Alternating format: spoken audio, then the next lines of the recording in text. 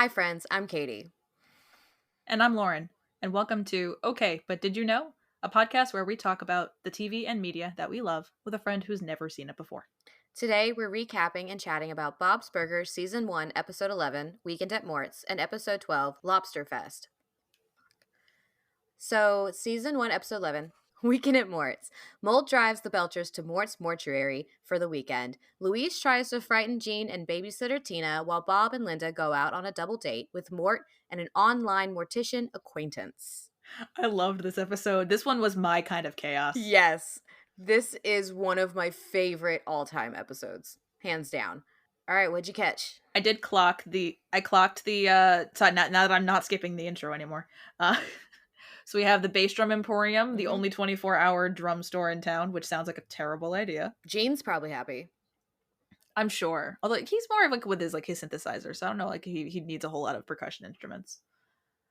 I caught I've created a Munster burger, and I wrote that sounds delicious. Right? I think that might be it for puns that I caught. Those were the only puns. Okay. It is another classic Bob's episodes, I feel. Like it really is. You have like their little song that they're singing when they're going over to Mort's, and you get a lot of Mort, which is nice because he's been introduced, but you don't know as much about him. I really love when they're like jumping on the furniture and Mort's just like, yeah, all the furniture someone's died on, and I'm just like, yeah, that's some cheap furniture. Also, but like it's white. So they died on it while it was new. You're not wrong. That's a thought.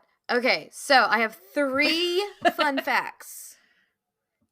All right, give me the fun facts. First one, when Jean is changing stations on Mort's radio, lifting up the skirt of the night, and one of the songs played during Tina's birthday party in Sheesh Cab Bob can be heard briefly. So we get a repeat of a song that, of course, they made, which is a very interesting song, lifting up the skirt of the night. It kind of reminds me of Rocky Horror Picture Show, like the title itself. Yeah, I get that. The title of this episode refers to the 1989 dark comedy Weekend at Bernie's, in which the main characters attempts to convince people that their deceased boss is still alive.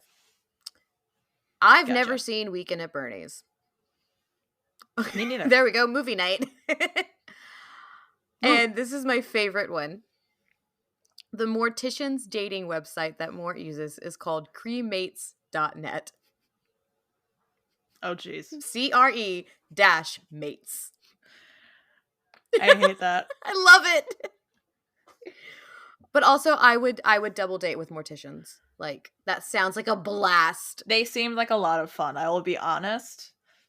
I have so many questions. I just wrote down, let the morticians be creepy. It's fine. I would ask so many questions. I would be bugging everybody, but I am morbid. More so than I should be. What are your notes? Yeah. 'Cause I have one, but I'm saving it. Okay. So I took a couple of notes. Most of it's just kind of my unhinged inner monologue as I'm watching the episode. When the mold was starting at the very beginning of the episode, it's the green mold, whatever Hugo calls it. I just wrote down, and the walls will ooze green slime. Oh, wait, they always do that. The banter. Classic SpongeBob reference. You had to bring that in there. How many SpongeBob's references can I get out of you? Because last week it was... No, this is Patrick. This is Patrick. I'm full of them. I love it because we watch a lot of SpongeBob in my house. So... the banter. I feel like this is the point of the show where they finally are like really getting into the swing of things with how the banter is written and how they talk to each other, and it's really, really fun because they're just all just jumping off of each other. And I love that Bob and Linda really just treat their kids of like, I'm gonna get onto you if it's really bad, but if it's not that bad, like you're expressing yourself, and it's so much fun. Yeah. Well, I wrote down with Bob and the miniatures, I'm like, I'm all for a healthy expression of creativity, but a doll, Bob? I mean, it's Keanu. I mean, yeah, but there's a healthy expression of creativity, and then there's that. I mean, he also had his lazy pants, and I'm just like, why do you own these if they're this bad? I also wrote down, it's gray sweatpants season. It's gray sweatpants season! Where's my husband? He has a pair of gray sweatpants that I made him buy.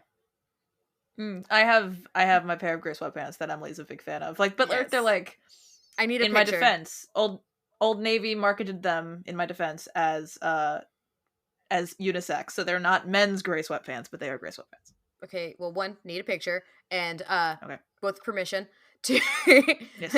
no, I did. Like Steven only had like one pair of pajama pants, and I'm like, okay, let's get you another Mm-hmm. pair of pants. I'm gonna go. Just tell me what size I need to get. I'll pick you up a pair. And I brought home the gray sweatpants, and he looks at me. He's like, I thought you were getting pajama pants. I'm like, they are. Yeah. Now he wears them all the time. Yeah. I did it for Gray myself. sweatpants. I did it for myself. They're perfect. They're amazing. What did you think of the the haunted Jamaican honeymoon? So I did write down Haunted Honeymoon sounds like a horror rom-com I never wanted. I want it. I mean, I think Emily wants that also. So I have a type. I do have a type. We've established this. Short, witchy bisexuals that have never made a decision before in their lives. That's basically who I'm attracted to. Look, I'm already trying to convince my husband to cuddle with me and watch a horror movie with me tonight to make me feel better. So if that doesn't tell you who I am, I don't know what does. But yeah, so I wrote down the Haunted Honeymoon sounds like a horror rom-com I never wanted, and then Pastafarian Night sounds very offensive. Very, but we're also saying it's Jimmy Pesto. It's Jimmy Pesto's, so what else do we expect? Not that we're giving Jimmy Pesto a pass, just for the fact that like it's coming from Jimmy Pesto. He's a horrible person. Yep, exactly. He's not even Italian. I don't know if they ever actually. I don't remember. I'm rewatching with you. I don't remember if they tell us. Wasn't that? Well, his last name isn't Pesto. We at least Yeah. know that. But like, yeah, the last episode was when like they released that his name was like Poplabovich Yeah. or something, and I'm like, that's not Italian. But I don't know if they ever actually say what he actually is. Gotcha. I couldn't tell you because my memory's not like yours. And there's Okay. a lot of Bob's Burgers episodes. That's true. My memory also is not what it used to be. There's some things. It's an old Simpsons joke. I mean, an old Simpsons joke. Anything from the Simpsons that isn't the last 5 years is old, because that show will never end. But his thing of Homer has a thing of like every time he learns something new, an old piece of information, just leaves his brain. Like, remember that time I took that home winemaking course and I forgot how to drive? That's because you were drunk. But it's like, because my brain is so full of Once Upon a Time information, it just can't retain anything else. I'm just thinking about, like, is that how my brain actually works? Probably. It's just, my brain is just too full of full scenes from You're TV not even shows 30. that it can't retain anything else. I'm not even. I feel like I'm going to get older than this. I hope you do. Yeah. I always say this every time a piece of, like, my body cracks that shouldn't crack, I'm like, I feel like I'm going to get older than this. Oh, like, you're speaking to the choir. I'm like, how can it get worse? Because it can. I have back spasms. Spasms sometimes while breathing. Look, I have hip problems, and I'm not even 30 years old, so I can't say. I literally have hip problems. I would tell you the joke I usually tell with that, but that might be a little too explicit. It's just, we're talking about our joint issues, and we're both still in our 20s. I know! Back in my day. What does this mean for our... What are we going to do in our 30s? We're going to sound like Mermaid Man and Barnacle Boy. I'm okay with this. As long as I'm Barnacle Boy. I'm okay with being Mermaid Man. Evil! Away! Okay. Every villain is lemons. Sorry, I had to. No, I love it. I needed that. I needed that so much. All right. You're healing my depressy one SpongeBob. One SpongeBob reference at a time. We were trying. Yeah. So I did write. I throughout the whole episode, especially while the kids were kind of roaming around the basement, I kept in my head just making Fun Home references. Have you seen the musical or heard of the musical Fun Home? I think I've heard of it. So the main premise of it is it focuses on the artist Alison Bechdel. She's the Bechdel test is where it comes from. Yeah. But her graphic memoir, I'm gonna double check on pronouns real quick. There do not appear to be I'm gonna keep going with She-Her. So Alison Bechdel. So it's her graphic memoir. So okay. So Alison Bechdel is a cartoonist. She also created a graphic memoir called Fun Home, which is about her life growing up, coming out, under Okay. figuring out that her father was also gay, and there's a whole lot of heavy stuff about growing up there. But part of it is her family ran a funeral home, and this graphic memoir got turned into a musical. That is a really really cool musical that showcases her life as she's writing the graphic memoir, and then you kind of see there's her as Big Allison, and then there's two other actors that play her throughout the years that are Little Allison, that like is her roughly to like the age of like 11, and then you see her in her college years. All right. It's a great musical. But there's a song that they sing when it's young Allison. It's a very boppy song that's come to the fun home. It's her and her siblings saying all these things about how like they have like, you know, that like that wreaths are available, and all about like the Gotcha. caskets and the sales. And it's a fun upbeat song about the things that they offer, because they're jokingly like creating a commercial for the fun I home. I love this. It's so cute. So I recommend listening to the soundtrack. It's a great soundtrack. I will be doing that. But in my head I'm just like, come to the fun home. All right, I'm gonna have to listen to that, and then you're just gonna get bothered by me doing that constantly and talking about it. I am okay with that. It's a great musical. It's very gay. If you've ever heard anyone refer to like a Ring of Keys moment, that's where that comes from. Oh, I've heard that reference, but never knew what it was about. Yeah, it's from her song that the young character sings. It's Gotcha. Ring of Keys. That's when she sees basically a butch presenting woman for the first time and realizes that that's something you can be. Aw, It's a beautiful song. I love that. I actually really love that. Oh, you're Yeah. gonna have to text that to me so I remember to actually watch it. Yeah, Listen to it I'll send you a though. link. I'll send Thank you. I'll send you the Spotify link. See, you're amazing. Any If I other remember notes? to. Because like I said, my last one is Yeah. not normal. Let's see, anything that I wrote down pull the lever, Kronk, when they're trying to pull all the levers at the end. Shit, I need to watch that again. Oh my I god, so love that. many. That's another one that I have entirely memorized. I've got quite a bit of that memorized as well. That one I have an excuse. That's the only movie that my brother and I could agree on for road trips when we were younger, so I just watched it. You got to watch movies on road trips? We had a little portable DVD player. Oh, I'm so jealous. It lasted the length of one movie before it died. Oh no. No, we didn't have anything like that growing up. It was completely good luck in the backseat with both siblings. Not a fun time. Yeah, I'm sorry.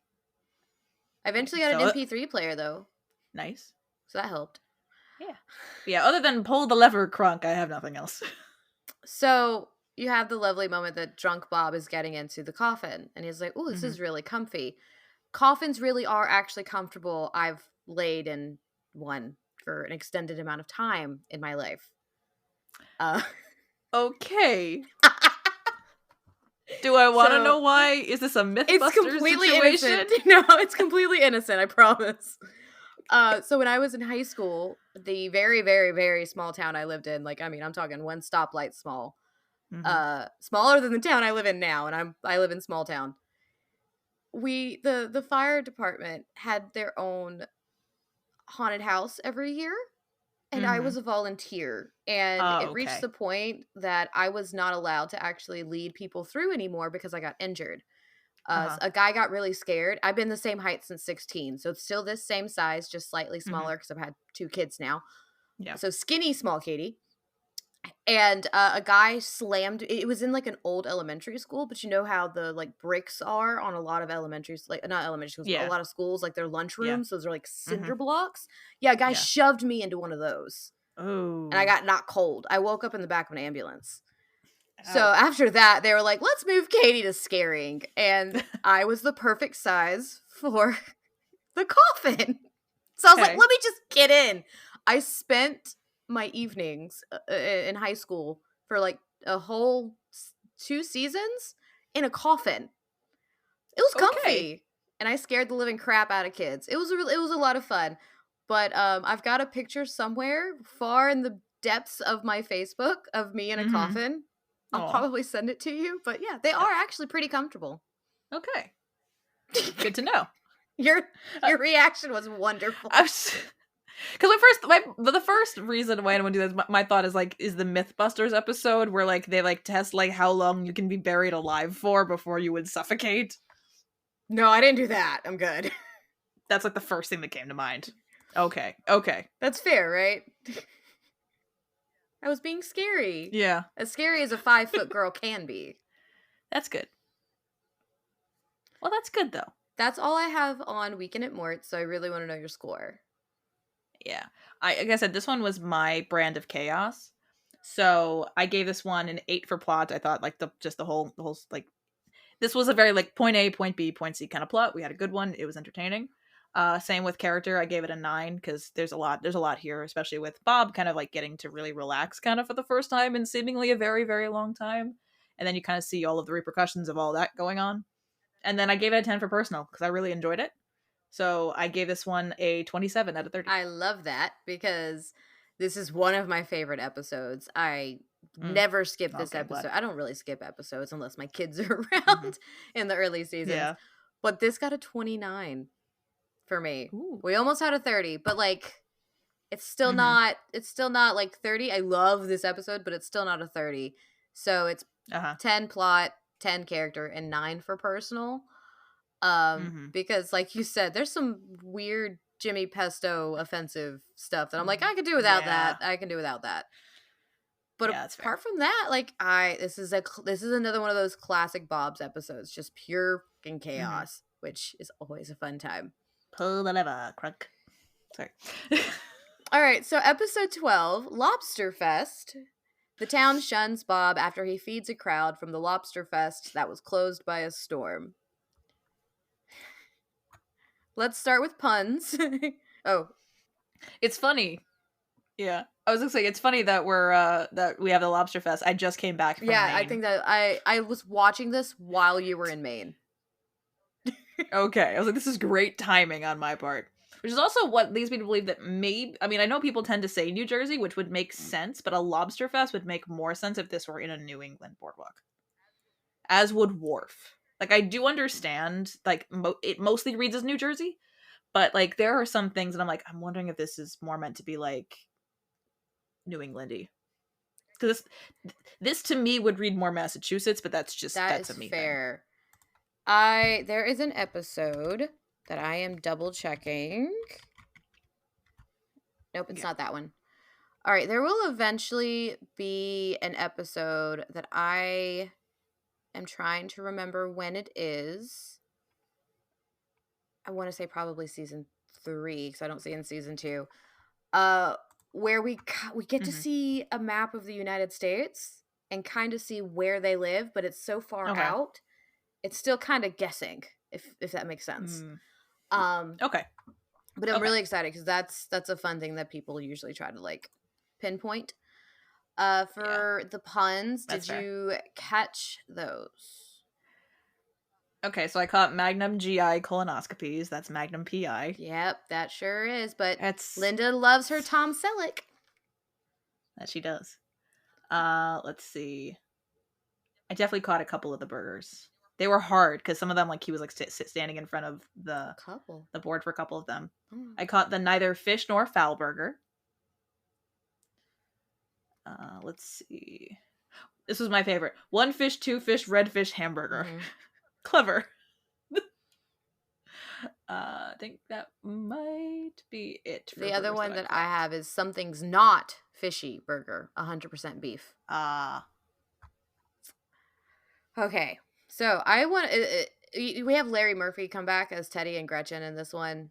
There's a lot, but I say Gretchen because this is first time seeing Gretchen. She's an interesting character. She's interesting. She was a lot. I feel like I need to say this. It is actually dangerous to be in a basement during a hurricane. You must stay above sea level in case of storm surge flooding. It would be safer for the kids to be in their rooms rather than the basement. Just wanted to make that clear. Okay, important safety notice. Do not go into the basement during a hurricane. Please don't do that. I love watching this episode and just sitting here thinking, nope. That's how you end up with bad things happening. Don't do that. because I'm It's a far lot of enough help. from the coast that we don't really deal with like hurricanes, but I get the tropical Hmm. storms off of the hurricanes. So we experience like Yeah. the same weather during hurricane season. Like hurricane season very much affects where I live. We've had a lot Yeah. happen. Thankfully I don't have a basement though. So I have Yeah. before in my life. And that's another thing, Hmm. even where I live. Don't do that. No. We Yeah. We've gotten hit with quite a few hurricanes. A couple of years ago, actually, we were driving back from Maine Mhm. during Hurricane Henry. Because there was just we got ahead of it a little bit. We got a little bit of it, but we had that, and Hurricane Sandy and Hurricane Irene were pretty bad Don't remember the here name a couple of years back. of the one. There was a few years ago, as I was going through my first divorce. I've only had one. I say first because I'm on Mhm. my second marriage. That I was working in Just a planning. hotel restaurant. Right, I'm just planning ahead. A hotel Yeah. restaurant, so I had to Hmm. deal with a lot of people staying. Yeah, that's when a hurricane Hmm. decided to hit Savannah, and we were Oh. the first city that was out of like the really, really bad parts of it. We still had really bad Uh storms huh. and had a lot of trees come down and power lines go out, but yeah, Hmm. it was interesting serving that many people who were like, "I have no idea if my house is still standing." And I'm just like, do you want coffee?" Did you want fries with that? Exactly. Like, "Okay." Um, Like just people like we have empathy for these people that like their lives are uprooted, but it just brings to mind. So this is a Wendy's. exactly. And you feel terrible the whole time. And I made it was really Hmm. weird because I made really great tips that week because everyone was so grateful, Oh. but at the same time I'm like, "Don't you need this?" Like I felt terrible Yeah. the whole week. The governor in Louise's fantasy sequence was also the judge in Hmm. Bob's courtroom dream sequence in Sacred Cow. Oh, okay. Aw. Louise's prisoner number in her lobster fantasy sequence is just 1, 2, 3, 4, 5. I mean, that's fair. She's 9. And I love that you made this point already, but Ocean Avenue's Lobsterfest is a reference to the real lobster festival in Maine. There you So go. you were I right, Maine is Maine is a great state. I go there a lot. It's also the location for our other show, Once Upon a Time. which is hilarious. There's so like I need to travel up there because I've never been to Maine. It's very pretty. It's very pretty. I don't think there's no pictures on my wall that you can see Mm-mm. or any. There's a picture on a thing that's over there that but you can't really see Look the at area. But it's very pretty. farthest north I've been is Maryland, so I will say, like off topic and on our other show, but like them filming in Vancouver, it looks very similar. Like the climate okay, systems are very similar, so like it's a good location. that's fair. Now, I was saying with this episode, a big thing with it was Bob's allergy Mm-hmm. to lobster slash shellfish. So while the kids were sneaking off, I'm just like, one of them is going to have an allergic reaction. If Bob is allergic, these kids probably are too. I was just waiting for that. Which, like, it's really sad that he's allergic, and he doesn't really Hmm. try to ruin it for other people. He's just really angry that it exists because he can't enjoy something that is such a big deal. Um, Yeah. and I would not, express your emotions the way Bob does. Not the best No. idea. Mm-mm. This may be one of my notes may be very distinctly Southern. I don't Hmm. know if this is a Northern experience at all, but Louise wanting to be excused from learning about lobsters and Lobsterfest reminds me of the Christians in my middle and high school bowing out of learning about evolution, because that's exactly what it would be like. We would be sitting there and they would start the lecture and someone would raise their hand and be like, "I need to be excused." And you're just kind of sitting there like, "Why?" And that Okay then. very distinctly reminded me of that. Like, okay, so that's not a I don't think anyone ever did that in my elementary school, but my friends and I used to joke, like if we were talking about Christmas, like my friends like, "Oh, do you need to be excused?" I'm like, "No." Like just I'm Jewish. It's fine. We're going to make latkes tomorrow. It's okay. Every time you bring up Cuz we latkes, I want one. they're delicious. They But are. my school was very good about being inclusive about all people about all holidays or as many holidays as is represented. So like we talked about Christmas one day, we talked about Hanukkah the next day. It was fine. What's that like? But I mean, we're also talking like 20 years ago, so Yeah, it no, may not what's be the that same like? anymore. It's not. I don't know. I'm pretty sure it's the same where I am. My other note is just Hugo is not straight. I wrote down, did Hugo just admit he's bisexual? I think so. Which is so funny because that means Linda truly is like supportive bi wife because she dated Hugo too. Yeah. I was like bi spouse energy. Bi spouse energy. I Yeah. like it. Yeah. Let's see. Lobster Queen sounds like something I'd see at a Lobsterfest. I'm like, yep, that's absolutely what you would see there. Oh yeah, when Bob calls them the royal cows. Yeah. I mean, to be fair, lobster is emphatically a sea bug. Yes, it is a bottom It is feeder. literally a bug. And people like it's a delicious sea bug. It didn't become like a big thing for rich people to eat until poor people like were eating them, and they're like, it's a distinctive weird thing that it was literally prison food. Yeah. And you know, rich people are like, we're gonna eat this now. I don't have an explanation. That's just rich people. Capitalism. Oh no, don't start that tangent. So we'll go on to another tangent, and that is the giant butter Julia Child. Is so accurate. Is it? Like, I mean, my understanding of Julia Child and her life and everything else mostly comes from the movie Julie and Julia. I don't know how accurate that is. I don't either, but I was gonna bring up the same movie. I love that movie. Me too. But like in that we see her add butter to I mean, her recipes do call for a lot of butter. Well, that's French cooking. French cooking is butter. Yeah. I mean, that's all a croissant is it's half butter. Mm-hmm. And it's delicious. Yes. Now I want to watch that movie again. I love that movie. That's a comfort movie for me. It's just so good. It's Meryl Streep and Stanley Tucci. Anything with Stanley Tucci. Adams. Well, no, I won't say that. Not anything. There is one movie now I need to know what with Stanley Tucci now I need to know. that I can't watch. What movie is this? What movie is this? Oh my god, it's in my head. Hold on. The Lovely Bones. Stanley Tucci plays the bad guy and it hurts. That's fair. That one, like, that's fair.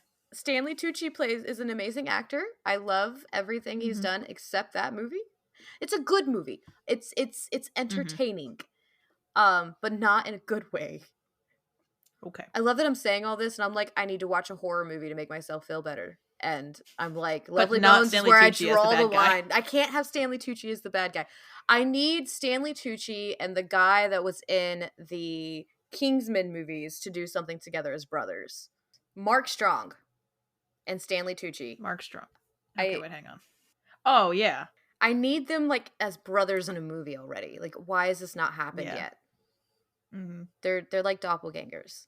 All right. I need to know your other notes because I'm excited. Did Mort give him a Netflix sleeve? It's like I'm like clocking out these things. Of course the children are looting terribly. It's like they're going around during the hurricane. They're just grabbing stuff off the street, which is fine. Right? They're not even looting. I love when Jean picks up the board though and just flies because that's accurate. Yeah. What did you think of the shell pile and just everybody being willing to just throw Bob onto a shell pile? I mean, honestly, given the show and that town, I mean, like that's accurate. That's about what I would expect out of these people, honestly. And I did love the guy, the medics dressed as a lobster for the event as well, and he's just like, "You're going into anaphylactic shock," just very casually. And then when Tina asking, "Will you help me repopulate?" and he's just like, "No." Just no is a full sentence. It was phenomenal. No is a full sentence. I wrote this down, and I stand by this. Mr. Frond is the worst. Why do both of our shows have terrible therapists? Does he count as a therapist if he's just a school guidance counselor? He's like kind of like a school psychologist, kind of. That's scary. Yeah, but like, so both of our shows have, I guess, therapists, psychologists, what have you, with questionable ethics and eccentric landlords. Oh my god. There's a theme. Yeah, there is a theme. I don't know how to feel about this. Found it. I don't know either. Oh no. Who would win in a fight, Mr. Gold or Mr. Fischoeder? Mr. Gold, he's got a cane. He'll whack him with it. Yes, but Mr. Fish Odor has a go-kart or golf cart. That's true. So he could get away. But if they're gonna so if they're gonna fight, like we don't no getaways. To be fair, Mr. Gold can drive. He doesn't. We haven't seen him yet drive, but he does have a car. Okay. So I'm gonna you'll yet see. The cane is not just for walking. Ah, okay. So I feel like Mr. Fish Odor has something up his sleeve, though. He's sneaky. possibly. I don't trust him. No one should. No. I don't know why that question came to mind, but I'm like, I need to know your answer. Yeah. No, I stand by. I think Mr. Gold would win just because he's got the gumption. But he doesn't have his magic, does he? Like in Storybrooke. No, there's no magic in Storybrooke. Okay. So we're talking just Mr. Gold, not Rumpelstiltskin. Just Mr. Gold. Perfect. Now Rumpelstiltskin would, destroy Fish Odor. Well, he is the Dark One, so there's that. He is the human embodiment of all dark magic in all the realms. So we still have one more episode of this season, and then season 2 is extremely short, which I do not understand why, because you have every time I've looked into it, each of these episodes in the first season has had over 4 million viewers, which for a first season is really good. So yeah. So what do you think so far with all of the chaos of Bob's? I mean, I think it's good chaos. I mean, sometimes, like I said, with episode 11, sometimes this is my brand of chaos, and sometimes I'm like, okay, this is what's going on.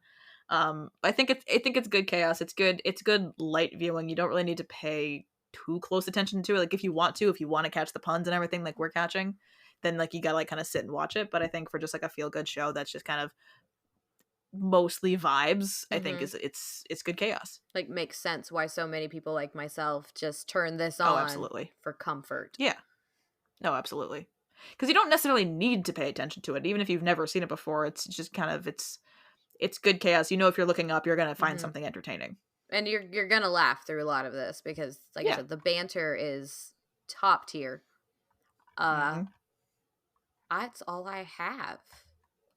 Yeah. For stats for this one, I gave this one 8s across the board. It's solid. It's not my favorite. Last episode had a lot higher score, but it's solid. It's chaos. It had a lot of lobster puns, which I'm always a fan of. I was a little. One of my notes wrote down a $49 lobster cracker is very expensive for a hunk of metal.